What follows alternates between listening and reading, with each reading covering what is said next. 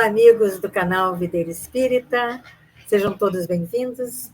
Meu nome é Thelma Arieta e este é mais um encontro para o estudo da obra Há 2000 anos, ditada pelo Espírito Emmanuel, narrada pelo Espírito Emmanuel pela psicografia de Francisco Cândido Xavier. E para que nós possamos melhorar a ambiência do local onde estivermos no momento deste estudo, vamos abrir também uma página de Vinha de Luz, também de autoria espiritual de Emmanuel e pela psicografia de Chico Xavier. Então, mensagem número 23, intitulada E olhai por vós. Palavras de Jesus, narradas em Lucas, capítulo 21, versículo 34. E olhai por vós, não aconteça que os vossos corações se carreguem de glutonaria, de embriaguez e dos cuidados desta vida, e venha sobre vós, de improviso, aquele dia. Vamos ver aqui, então, como os comentários trazidos a nós por Emmanuel. Em geral, o homem se interessa por tudo quanto diga respeito ao bem-estar imediato da existência física, descuidando-se da vida espiritual, a sobrecarregar sentimentos de vícios e inquietações de toda sorte. Enquanto lhe sobra tempo para comprar aflições no vasto noticiário dos planos inferiores da atividade terrena, nunca encontra oportunidade para escassos momentos de meditação elevada. Fixa com interesse as ondas destruidoras de ódio e treva que assolam nações, mas não vê, comumente, as sombras que o invadem. Vasculham os males do vizinho e distrai-se dos que lhe são próprios. Não cuida senão de alimentar convenientemente o veículo físico, mergulhando-se no mar de fantasias ou encarcerando-se em laços terríveis de dor que ele próprio cria ao longo do caminho.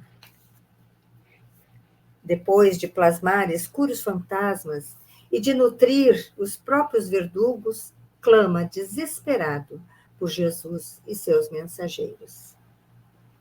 O mestre, porém, não se descuida em tempo algum e, desde muito, recomendou vele cada um por si, na direção da espiritualidade superior. Sabia o Senhor quanto é amargo o sofrimento de improviso e não nos faltou com o roteiro, antecedendo-nos a solicitação há muitos séculos.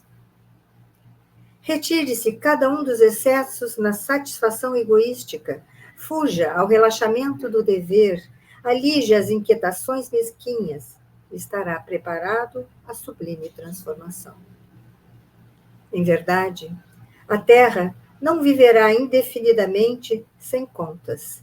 Contudo, cada aprendiz do Evangelho deve compreender que o instante da morte do corpo físico é dia de juízo no mundo de cada homem.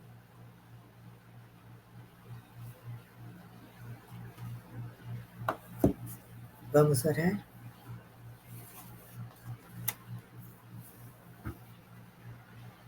Amado Mestre Jesus, estamos mais uma vez aqui reunidos, buscando o aprendizado, buscando extrair das experiências trazidas por todas as personagens deste romance aquilo que podemos aproveitar para nós próprios, que nos sirvam de corrigenda, que nos sirvam de alerta, para que não caiamos nos mesmos enganos. E que, se já tivermos caído, que nos espelhemos na forma com que encontrarmos soluções e busquemos para nós também a corrigenda. Amado Mestre, ilumina os nossos caminhos, Traz a nós o teu amor, as tuas bênçãos, para que possamos seguir o roteiro que nos trouxestes há tantos séculos, como nos fez lembrar aqui Emmanuel, nesta passagem do livro de hoje. Se conosco, Senhor, abençoe o nosso estudo, a nossa tarefa, que é dedicada a Ti e é feita em Teu nome. Que assim possa ser, graças ao bom Deus.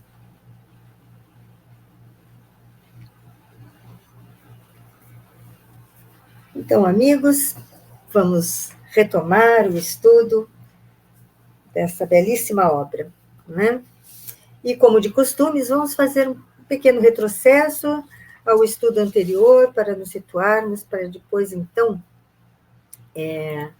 seguirmos a narrativa de Emmanuel, né? Aqui, conforme as minhas anotações, nós vamos encontrar Lívia pronta para o sacrifício. Lembrando, eles estavam nas catacumbas, foram detidos, foram presos, mais de 200 pessoas, né, 200 cristãos, e afastaram os homens das mulheres, mas nesse momento aqui, que nós começamos o estudo da semana passada, Lívia e Ana estavam conversando, e Lívia se sentindo pronta para o que estava por vir, se sentindo pronta para o sacrifício, começa a relembrar do encontro dela com Jesus, às margens do Tiberíades, fazendo planos para cuidar dos necessitados, né, e já na vida espiritual, mostrando toda a sua humildade, ao se indagar se Jesus aceitaria o seu trabalho, não é? Então, elas têm um momento, as duas, Ana e Lívia, têm um momento de despedida, né, um momento especial e emocionante, e trocam entre elas as vestimentas, a pedido de Lívia, que queria ir para o sacrifício como uma mulher simples do povo. E pede, então, a Ana que se vista com a roupa de Patrícia, a roupa romana, e que ceda a ela as suas roupas de plebeia. Ela ajuda, então, Ana a se arrumar, cede a ela algumas das poucas joias que estava usando, mas fica, e pede para ficar só para si, com um pequeno pingente de um colar de pérolas, onde tinha um camafeu com o perfil de Públio Lentulus. Ela queria estar com ele no momento da morte. Então, depois encontramos já no dia seguinte, na manhã da grande festa, né, de homenagem aos senadores, a Flávia Lentúria, né, a filha de Públio e Lívia, chega à casa dos pais e todos se espantam ao ver que Lívia não foi com Ana para a casa dela, como eles imaginavam. Públio fica apreensivo, mas Flávia diz que não se preocupe, que ela vai encontrar a mãe, e que depois elas vão festejar, né? Ela estava muito contente com o restabelecimento da união matrimonial dos pais, né? Então, que eles iriam comemorar juntos ao final da homenagem aos senadores, né? Daí, então, Públio parte para o Senado, né? E combinando tudo isso com a filha, deixando tudo isso combinado com a filha. Então, os senadores se dirigiram, então, para o templo de Júpiter, o Capitólio, onde recebem a auréola, né, aquela coroa de flores, e mais de 100 senadores, né, foram homenageados. Daí depois vimos, Emmanuel nos trouxe a descrição de todo esse cortejo, de quando eles saem do Capitólio para ir para o Circo Máximo, né, vão pelas ruas, então vem aquelas bigas, os lutadores, dançarinos, de tudo, né? Muito luxo, muita, muita excentricidade. Então, ele traz um relato bem detalhado disso, né? E depois que, diante de começam os festejos, já lá no Circo Máximo, né? E diante de uma plateia de mais de 300 mil, lembrando que as pessoas que moravam no entorno conseguiam ter um pouco da visão da festa também, não é? Então, eram mais de 300 pessoas assistindo aquilo tudo, as corridas das bigas, as lutas dos homens com as feras, né?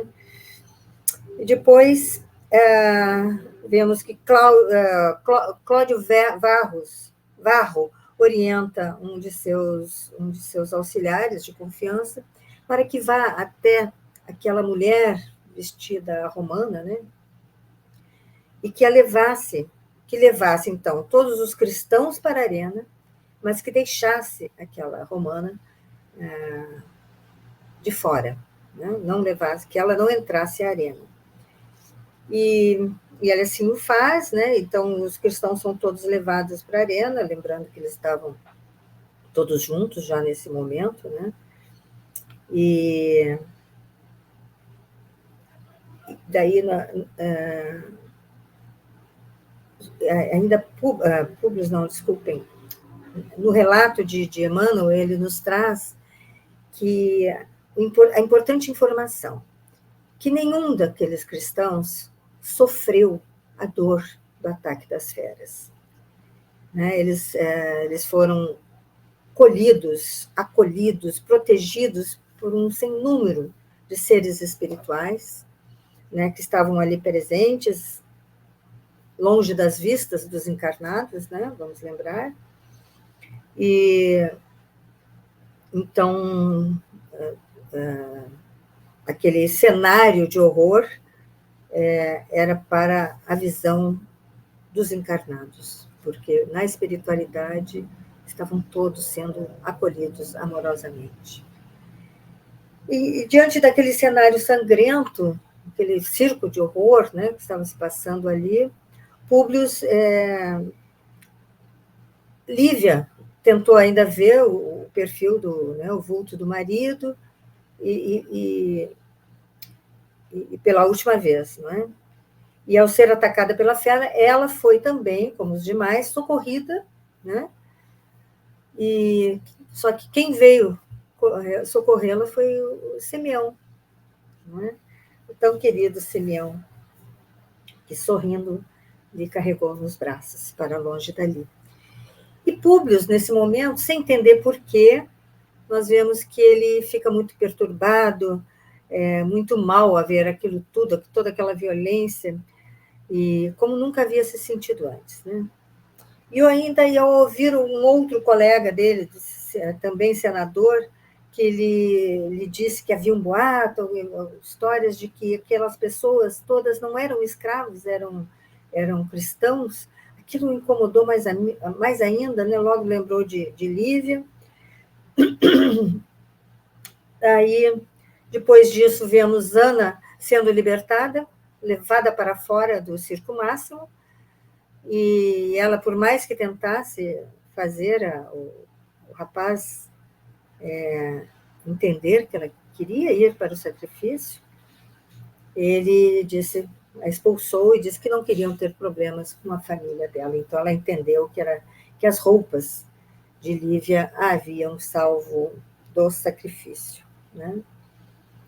Então, ela é liberta, volta para o palácio de Públio e Lívia, e quando ela vai para os seus aposentos, muito angustiada, chorando muito, orando muito, e tira aquela roupa, né, da Lívia, e quando fica sabendo que Públio chega ao palácio,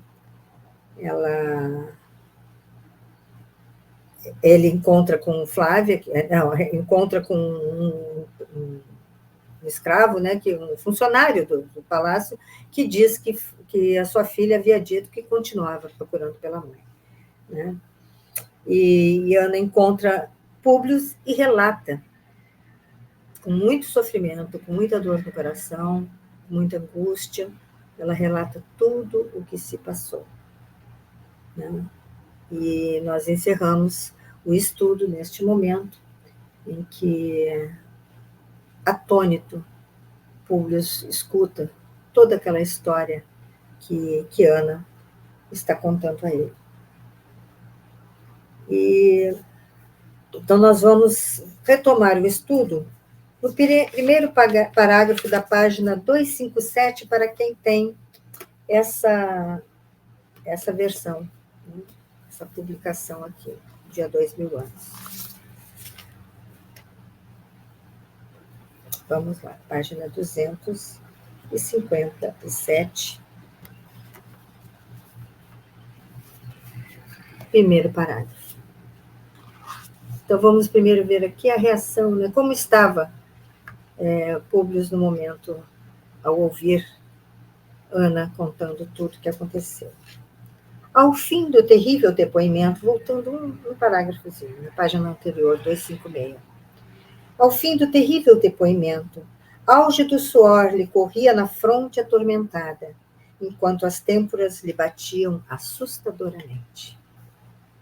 A princípio, desejou esmagar a criada humilde como se o fizesse a uma víbora venenosa, tomado das primeiras comoções de revolta do seu orgulho e da sua vaidade.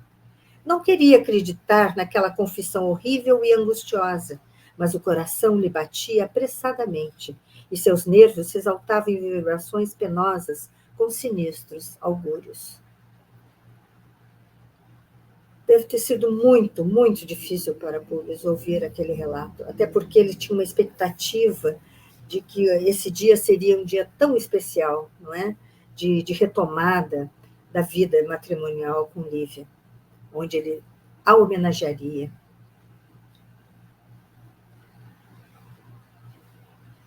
Públio Lentulus experimentou a dor mais terrível de sua misérrima existência. Todos os seus sonhos, todas as suas aspirações e carinhosas esperanças esboroavam-se, né? Se desmoronavam, penosa e irremediavelmente para todo sempre, sob a maré sombria das realidades tenebrosas. Sentindo-se o mais desventurado réu da justiça dos deuses, no momento em que presumia efetivar a sua suprema ventura, nada mais enxergou à frente dos olhos, senão a realidade esmagadora da sua dor sem limites. Sob os olhares comovidos de Ana, que o observava receosa, levantou-se rígido, né, e sem uma lágrima, com os olhos raiando pela loucura, tal a sua fixidez estranha, né, tal o seu aquele olhar parado, fixo, né? A sua fixidez estranha e dolorosa, e como se fora um fantasma de revolta, de dor, de vingança e sofrimento indefiníveis, sem nada responder à serva atônita que rogava silenciosamente a Jesus lhe serenasse as angustiosas mágoas, deu alguns passos como um autônomo em direção à porta, que abriu de par em par e por onde entraram as brisas suaves e refrigerantes da noite. Cambaleando de dor selvagem através do peristilo, caminhou depois resoluto, como se fosse disputar um duelo com as sombras, para defender a esposa caluniada e traída, martirizada pelos criminosos daquela corte de infâmia, dirigindo-se com rapidez, sem observar o desalinho de suas vestes, para o circo, onde a plebe rematava as paixões impiedosas do seu César desalmado. Todavia, um espetáculo mais terrível se lhe deparou aos olhos agoniados, no insulamento de sua suprema angústia moral. Embriagados nos baixos instintos da sua perversa materialidade, os soldados e o povo colocaram os restos sinistros do monstruoso banquete das feras, naquela tarde inesquecível, nas eminências de postes e colunas improvisados a maneiras de tochas, e iluminavam todo o exterior do grande recinto com um incêndio tétrico dos fragmentos de carne humana. Eu vou trazer aqui uma imagem de, de um quadro pintado por um artista polonês. E esse quadro mostra ali à direita, acima, as tochas humanas. Essas imagens, isso aí é em frente ao Palácio Domus Áurea, né, construído por Nero. E esse relato, essa imagem, ele é feito baseado no relato de Suetônio e Tácito. Suetônio foi um escritor, né, daquela época e grande estudioso dos costumes de seu povo, e Tácito foi um senador e historiador romano. Então, eles relataram em algum momento cenas assim, e o pintor fez esse quadro baseado na descrição dada pelos dois. Então, temos Nero aí no meio, todo mundo olhando, e aqueles cristãos como tochas, né? Esse relato é de um momento posterior, né, a esse em que está acontecendo aqui na história, né? Tanto que aqui Emmanuel ele trata não que os corpos eram pessoas, né, cristãos inteiros ali, como tochas humanas, mas aqui eram como fragmentos, né, de carne humana, um pedaço, o que as feras deixaram. Né? E esse quadro retrata o que depois veio a ser conhecidas como tochas de Nero, porque isso era a recomendação dele. Né? E isso depois se tornou comum, mas era o martírio. Não é como agora, nessa cena aqui, em que eles usaram o que as feras deixaram para trás, né? Mas sim, o martírio não era jogá-los às feras, era transformá-los em tochas humanas. Isso era muita crueldade, né? Os primeiros cristãos passaram por coisas horríveis, né? Mas eu achei interessante mostrar para a gente ter uma noção, né, de como era feito isso tudo, essas tochas, as tochas de Nero.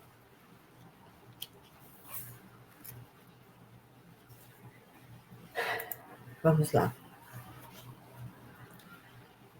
Públio Lentulus sentiu toda a extensão de sua impotência diante daquela demonstração suprema de horror e crueldade, mas avançou cambaleante de dor, como ébrio ou louco, com espanto dos que o viam a pé, em tais lugares, contemplando boquiaberto as tochas sinistras, feitas de cabeças disformes e combustas, queimadas.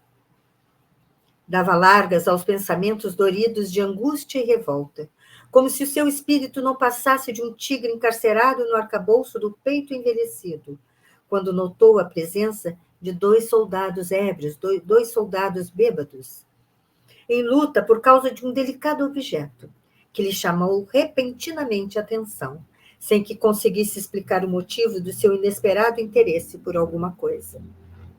Era um pequeno colar de pérolas, do qual pendia precioso camafeu antigo. Seus olhos fixaram aquele objeto estranho e o coração adivinhou o resto. Ele o reconhecera. Aquela joia fora o presente de núpcias feito à esposa idolatrada, e somente agora se recordava do apego carinhoso da mulher ao camafeu, que lhe guardava o próprio perfil da juventude, recordando a única afeição da sua mocidade. Postou-se à frente dos contentores, que se formalizaram imediatamente em atitude respeitosa devido à sua presença. Interpelado com severidade, um dos soldados esclareceu humilde e trêmulo. Ilustríssimo, esta joia pertenceu a uma das mulheres condenadas às feras no espetáculo de hoje. Quanto quereis pelo achado? Perguntou Públio Lentulus sombriamente. Comprei-a de um companheiro por 2 sertécios. Entregai-ma, replicou o senador em tom ameaçador e imperativo. Os soldados entregaram-lhe o colar, humildemente, E o senador, revolvendo as vestes, retirou pesada bolsa de moedas de ouro, jogando-as aos contentores num gesto de nojo e de supremo desprezo.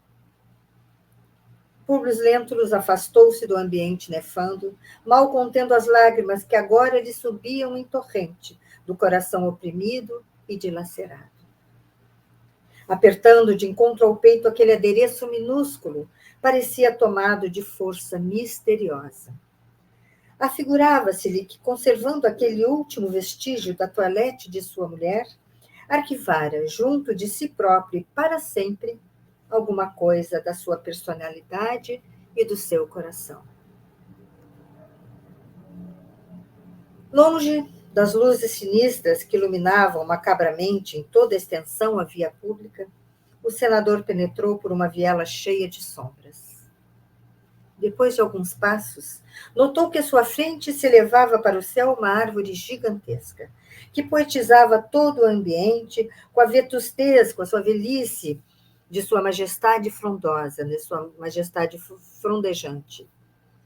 Cambaleando, encostou-se ao tronco anoso, ao tronco antigo, velho, ávido de repouso e consolação. Contemplou as estrelas que matizavam de cintilações cariciosas todo o firmamento romano e lembrou-se de que, por certo, em tal momento, a alma puríssima da companheira deveria repousar na paz sublime das claridades celestes sob a bênção dos deuses. O que restava a ele, não é? Desesperado, tomando conhecimento de tudo que havia acontecido e de que Lívia havia partido. Num gesto espontâneo, beijou o colar minúsculo, apertou-o com delicado enlevo de encontro ao coração e, considerando o deserto árido da sua vida, chorou, como nunca o fizera, em qualquer outra circunstância dolorosa da sua atribulada existência. Num retrospecto profundo de todo o passado amarguroso, considerava que todas suas nobres aspirações haviam recebido o escárnio dos deuses e dos homens. No seu orgulho desventurado, pagara ao mundo os mais pesados tributos de angústia e de lágrimas dolorosas, e na sua vaidade de homem, receber as mais penosas humilhações do destino. Ponderava, tardiamente, que Lívia tudo fizera por torná-lo venturoso, numa vida de amor risonho, simples e despretensiosa. Recordou os mínimos incidentes do passado doloroso, como se seu espírito estivesse procedendo à meticulosa autópsia de todos os seus sonhos, esperanças e ilusões na caligem do tempo.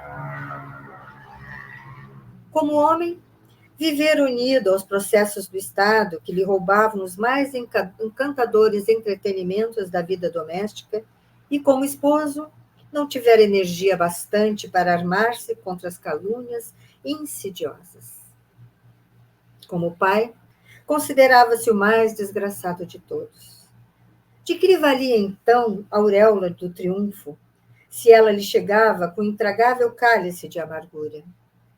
De que lhe valiam agora as vitórias políticas e a significação social dos títulos de nobreza, bem como a vultosa expressão da sua fortuna sob a mão implacável do seu impiedoso destino neste mundo? Ele questionou tudo. Aqui ele está num momento de profundo questionamento do real valor das coisas da vida. Perdiam-se as suas meditações em profundos abismos de sombra e de dúvidas acerbas, de dúvidas amargas, quando lhe surgiu na mente atormentada a figura suave e doce do sublime profeta de Nazaré, com a riqueza indestrutível da sua paz e da sua humildade.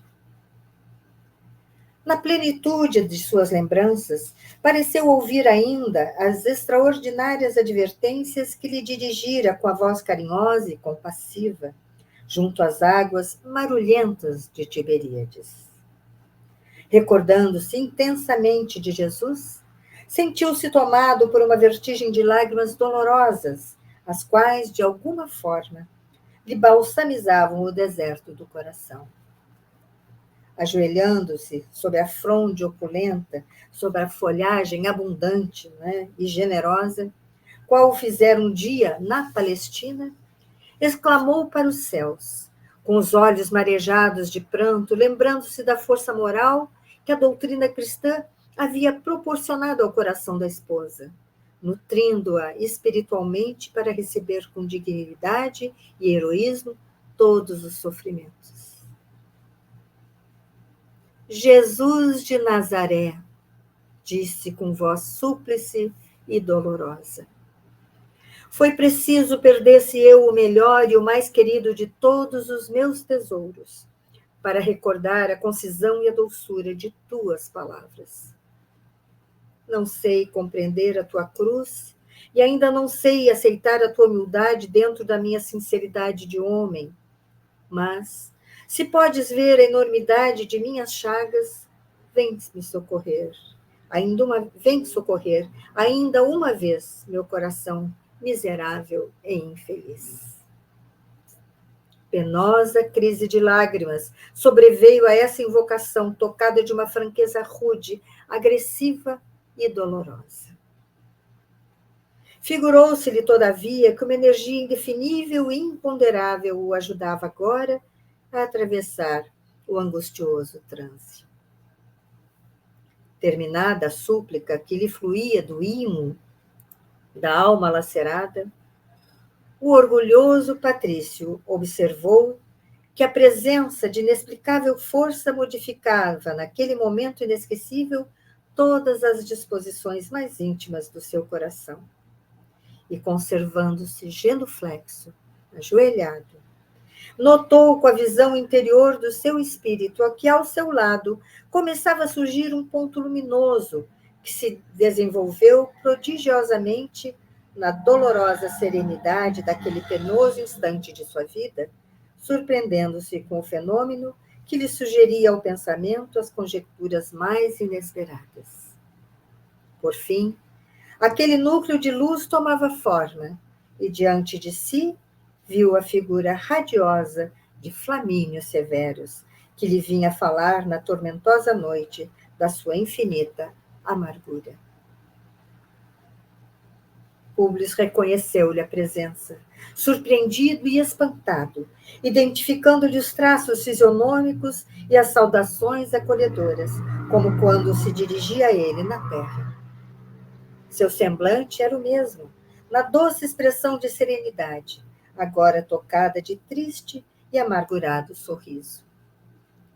Ostentava a mesma toga de barra purpurina, mas não apresentava o aspecto marcial e imponente dos dias terrestres. Flamínio contemplou-o como se estivesse assomado de piedade infinita e de ilimitada amargura. Seu olhar penetrante de espírito lhe devassava os mais recônditos refolhos da consciência, quer dizer, as partes mais profundas, mais secretas, né, da sua consciência, enquanto o senador se aquietava reverente, sensibilizado e surpreendido. Públio, disse-lhe carinhosamente a voz amiga do doente, não te revoltes com a execução dos desígnios divinos que hoje modificou todos os roteiros da tua vida. Vejam bem, modificou todos os roteiros da tua vida. Ouve-me bem. Falo-te com a mesma sinceridade e amor que nos une os corações de há longos séculos. Diante da morte, todas as nossas vaidades desaparecem, nas suas claridades sublimadas. Nossos poderes terrenos são de uma fragilidade misérrima. O orgulho, amigo meu, abre-nos, além do túmulo, uma porta de trevas densas, nas quais nos perdemos em nosso egoísmo e em penitência. Volta à tua casa e sorve o conteúdo da taça amargurosa das provas rudes, com serenidade e valor espiritual. Porque ainda, olha o alerta de Flamínio, porque ainda estás longe de esgotar o cálice. de tuas purificadoras amarguras, dentro das expiações redentoras e supremas. As grandes dores, sem remédio no mundo, hão de abrir para o teu raciocínio um caminho novo nos eternos horizontes da crença. Nossos deuses são expressões de fé respeitável e pura, mas Jesus de Nazaré é o caminho, a verdade e a vida. Enquanto nossas ilusões sobre Júpiter nos levam a render culto aos mais poderosos e aos mais fortes, considerados como os prediletos de nossas divindades, pela expressão valiosa dos seus ricos sacrifícios, os ensinos preciosos do Messias Nazareno nos levam a considerar a miserabilidade de nossos falsos poderes à face do mundo, abraçando os mais pobres e os mais desventurados da sorte, como a impelir todas as criaturas a caminho do seu reino, conquistado com o sacrifício e o esforço de cada um, em demanda da única vida real, que é a vida do Espírito. Hoje sei que perdeste, um dia, a tua sublime oportunidade, mas o Filho do Deus Todo-Poderoso, na sua piedade infinita e infinito amor, atende agora ao teu apelo, permitindo que a minha velha afeição venha balsamizar as feridas dolorosas do teu coração atormentado. Então ele traz aqui, né, como na nossa página de abertura do estudo hoje, né, que nós precisamos enfrentar as coisas num esforço único de cada um faz a sua parte, o roteiro já foi dado. O senador deixou que todo o seu pensamento se perdesse na tempestade das mais abençoadas lágrimas de sua vida. Arfando, nos soluços de sua compunção, suplicava mentalmente: sim, meu amigo e meu mestre, eu quero compreender a verdade e almejo o perdão das minhas faltas enormes. Flamínio, inspiração de minha alma dilacerada, sê o meu guia na tormentosa noite do meu triste destino. Vale-me com a tua ponderação e bondade. Toma-me de novo pelas mãos e esclarece meu coração no tenebroso caminho. Que fazer para alcançar do céu o esquecimento de minhas faltas? A serena visão, como se houvera comovido intensamente ao receber aquele apelo, tinha agora os olhos iluminados por piedosa e divina lágrima. Aos poucos, sem que Públio pudesse compreender o mecanismo daquele fenômeno insólito, observou que a silhueta do amigo se diluía levemente na sombra, afastando-se da tela de suas contemplações espirituais. Mas ainda assim, percebeu que seus lábios murmuravam piedosamente uma palavra: perdoa. Aquela suave recomendação caiu-lhe na alma como bálsamo dulcificante. Sentiu então que seus olhos estavam agora abertos para as realidades materiais que o rodeavam, como se houvera acordado de sonho edificante. Sentiu-se algo aliviado de suas profundas dores e levantou-se para retomar, com decidido valor, o fardo penoso da existência terrena. Regressando à casa, por volta das 22 horas, ali encontrou Plínio e Flávia, que o esperavam aflitos. Vendo-lhe a fisionomia profundamente abatida e transfigurada, a filha ansiosa o abraçou, num transporte de ternura indefinível, exclamando em lágrimas: meu pai, meu querido pai, até agora não nos foi possível obter qualquer notícia. Públio Lentulus, porém, fixou nos olhos fixos, Públio Lentulus, porém, fixou nos filhos o olhar triste e desalentado, enlaçando-os silenciosamente. Em seguida, chamou-os ao gabinete particular, para onde determinou igualmente a vinda de Ana. E os quatro, em conselho de família, examinaram emocionadamente os inovidáveis sucessos daquele dia de provações aspérrimas, de provações desagradáveis. À medida que o senador transmitia aos filhos as revelações penosas de Ana, que lhe acompanhava as palavras extremamente comovida, via-se que Flávio e esposo traduziam no rosto as emoções mais singulares e mais fortes, sob a angustiosa impressão daquela narrativa. Ao fim do minucioso relato, Plínio Severus exclamou no seu orgulho irrefletido: Nós não poderíamos imputar toda a culpa dos fatos a esta mísera criatura que há tantos anos serve indignamente em vossa casa? Assim, se pronunciando, o oficial apontava a serva, que baixou a cabeça humildemente, rogando a Jesus lhe fortalecesse o espírito para o testemunho daquele momento, que adivinhava penoso para os sentimentos mais delicados do seu coração.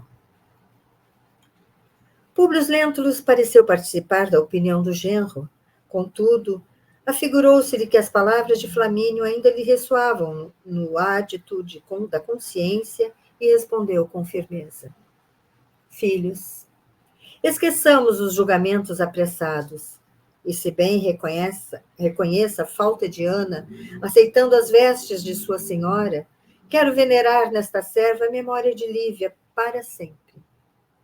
Companheira fiel dos seus angustiosos martírios de 25 anos consecutivos, ela continuará nesta casa com as mesmas regalias que lhe foram outorgadas por sua benfeitora. Apenas exijo que o seu coração saiba guardar os nossos lúgubres segredos desta noite, porque desejo honrar publicamente a memória de minha mulher, depois do seu tremendo sacrifício naquela festividade da infâmia. Plínio e Flávia observavam-lhe surpresos a generosidade espontânea para com a criada, que, por sua vez, agradecia a Jesus a graça do seu esclarecimento.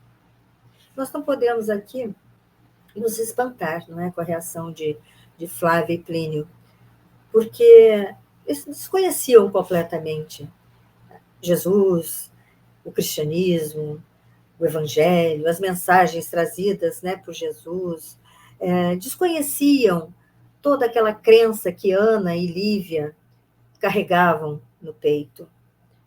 Tinham uma visão completamente diferente da existência, acreditavam nos deuses, a visão era completamente outra. Então, assim de sopetão, receber todas essas notícias, Públio não. Públio já vinha, nesses anos todos, como ele diz, 25 anos, né, digerindo aquilo, presenciando, esteve com Jesus. Teve a cura da filha, né, da própria Flávia. Mas, diante de todo aquele orgulho, que sempre foi uma característica muito forte sua, educou a filha da mesma maneira. E jamais deu a Jesus o título do grande mestre que curou Flávia. Então, nós não podemos nos espantar, né?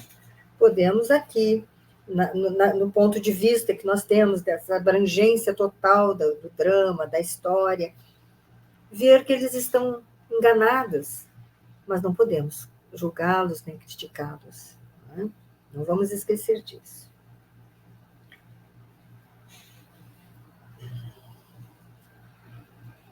Neste instante, o senador pareceu profundamente modificado naquele choque terrível experimentado por suas fibras espirituais.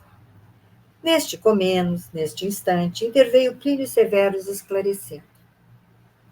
Há vários amigos nossos que aqui estiveram para cumprimentar-nos.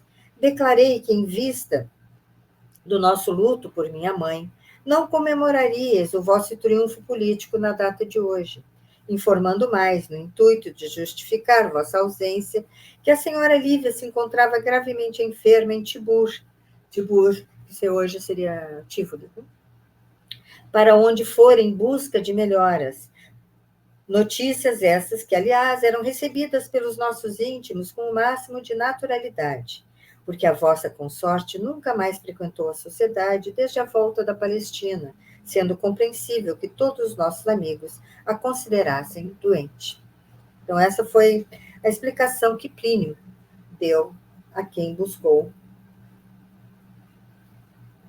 o palácio para cumprimentar o senador Públio.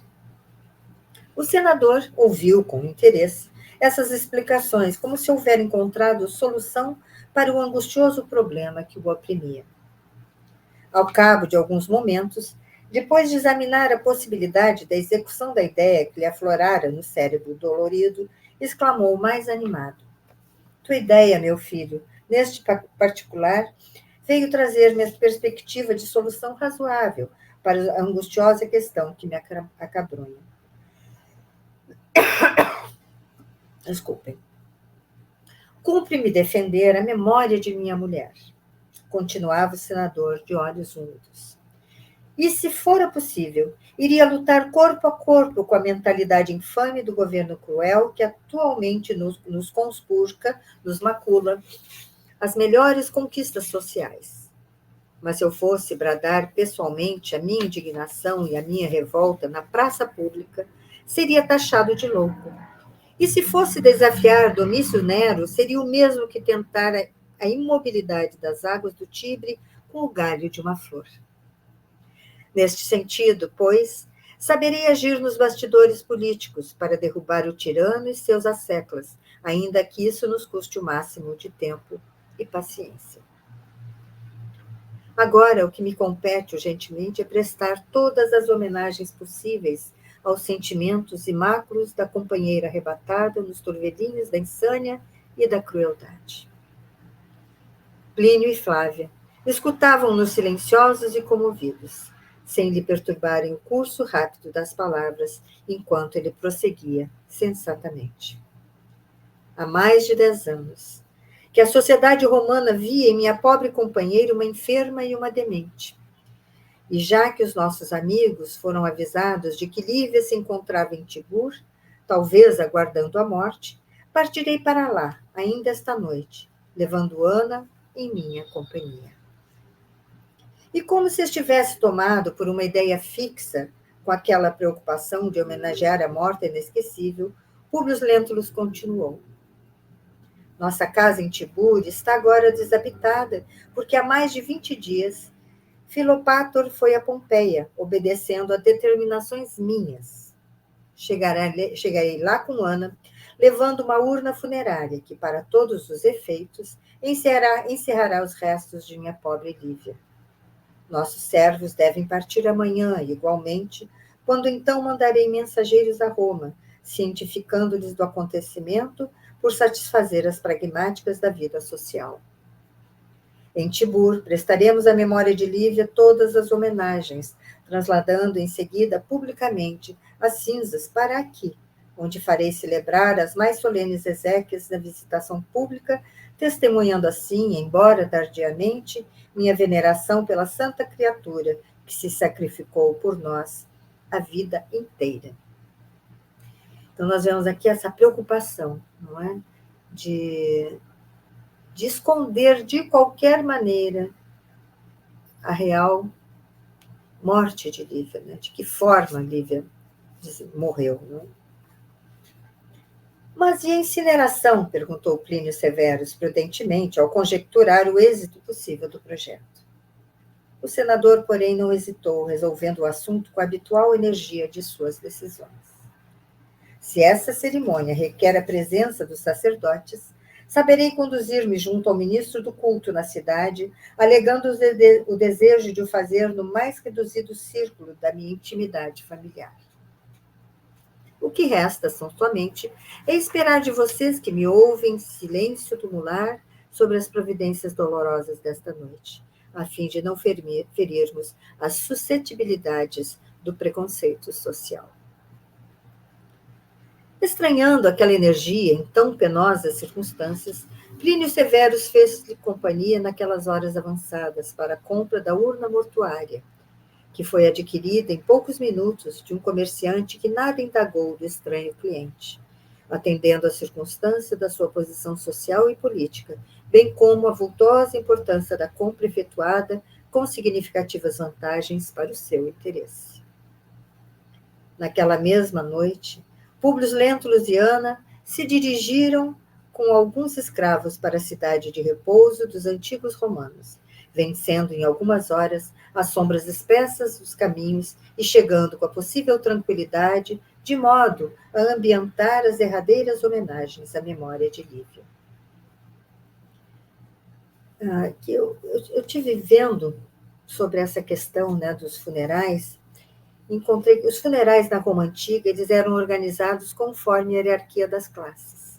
Então, aqui nós estamos falando de um funeral, né, de umas exéquias, de umas homenagens, de toda uma situação da alta classe, né, da esposa de um senador do império. Né. Os pobres eram enterrados ou incinerados sem muita cerimônia. Mas na nobreza, o cortejo se dirigia ao fórum, onde se fazia discurso fúnebre, né? Então tinha muitas coisas, as cinzas eram recolhidas pelas famílias e colocadas em monumentos póstumos. Então havia todo esse ritual, essa preocupação mesmo, né? com a nobreza.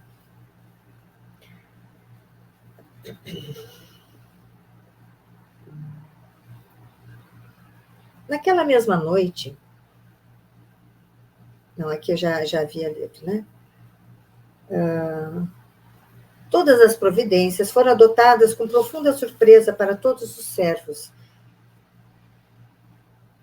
E foi aqui isso.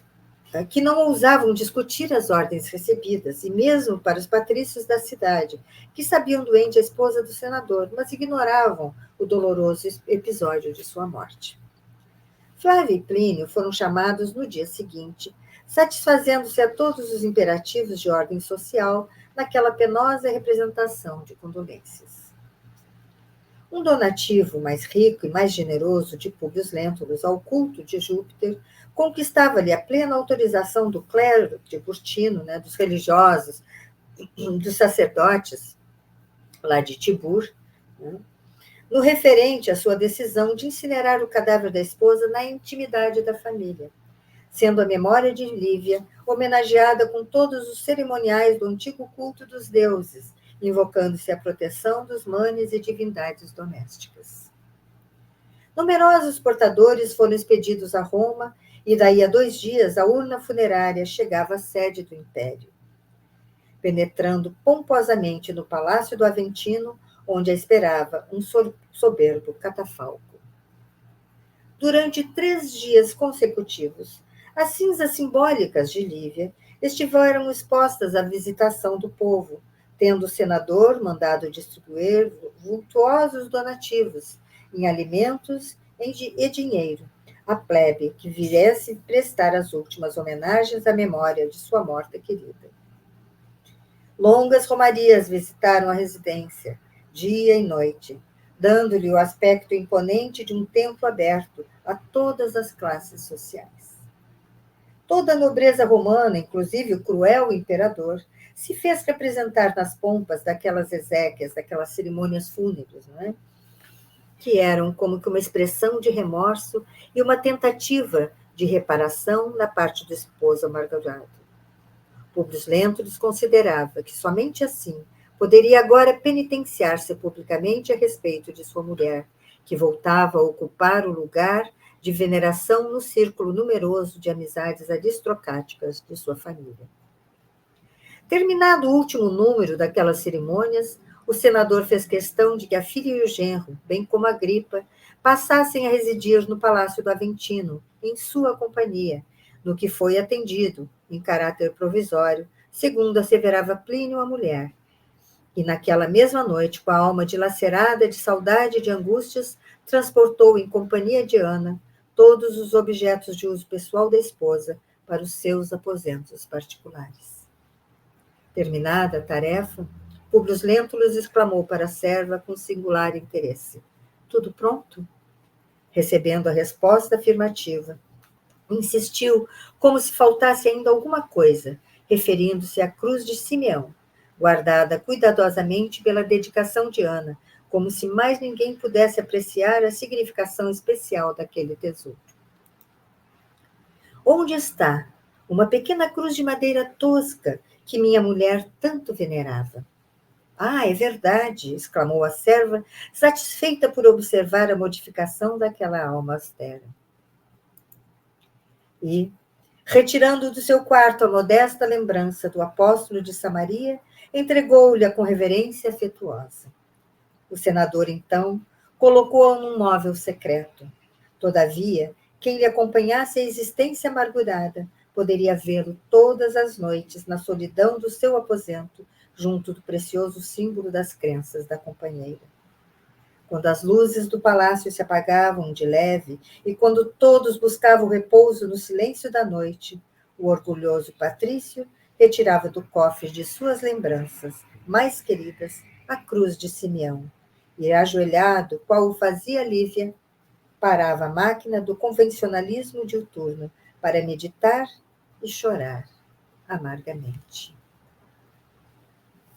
Então, temos aqui a transformação de Públio, infelizmente, pela dor. Nós vamos, então, aqui, ao final desse capítulo, encerrar o estudo de hoje. E mantendo a imagem da cruz de Simeão, vamos elevar o nosso pensamento em prece. Amado Mestre Jesus, encerramos aqui o estudo desta noite, com os nossos corações banhados pela história, pela narrativa dos acontecimentos. Vimos aqui um momento de dor, de profunda dor, de Públio. Então, com ela veio a lembrança da tua presença diante dele e veio o clamor que ele te fez. E aqui aprendemos com ele a importância de nos humilharmos quando reconhecermos estarmos no erro, estarmos no caminho desviado. E assim te pedimos, Senhor, como te fizestes presente na vida deste homem, seja também na nossa. Que possamos contar sempre com a tua presença. Que possamos valorizar a tua presença em nossos dias. E que com os relatos de hoje possamos aprender ainda mais. Sê conosco, Senhor, nos dias que nos separam do próximo encontro de estudo. Que assim possa ser, graças a Deus.